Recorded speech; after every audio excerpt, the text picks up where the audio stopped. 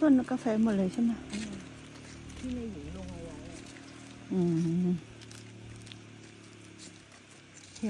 เดี๋ยวพวกนี้เราเก็บกาแฟไปอบกันมันใช้ไม่ได้แล้วจะได้กินกาแฟสตาร์บัคบนดอยสักแก้วเดี๋ยวไปบอกนายหญิงแล้วไปดิบกาแฟนายหญิงทำเป็นกาแฟสดอร่อยเลย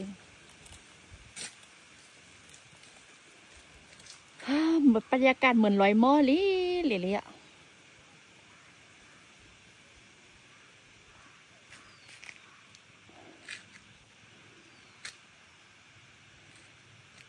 ตั้งมือขึ้นฮะเหมือนไหนนี่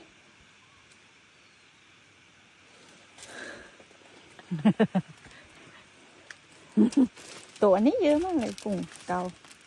เขาเรียกอะไรนะกุ้งเกาไม่ใช่ภาษาไทยเขาเรียกอะไรคุณบุ๊กอะไร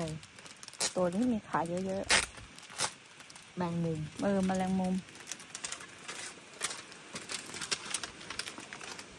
แมลงปอ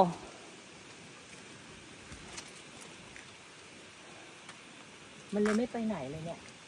ไม่มีเจ้าถิ่นอยู่ตัวหนึ่งไม่มีชื่อ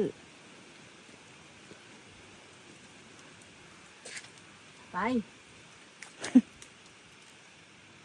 ชื่ออะไรเหรอจะกินไหมมักไฟกินบ่ แบตจะหมดแล้ว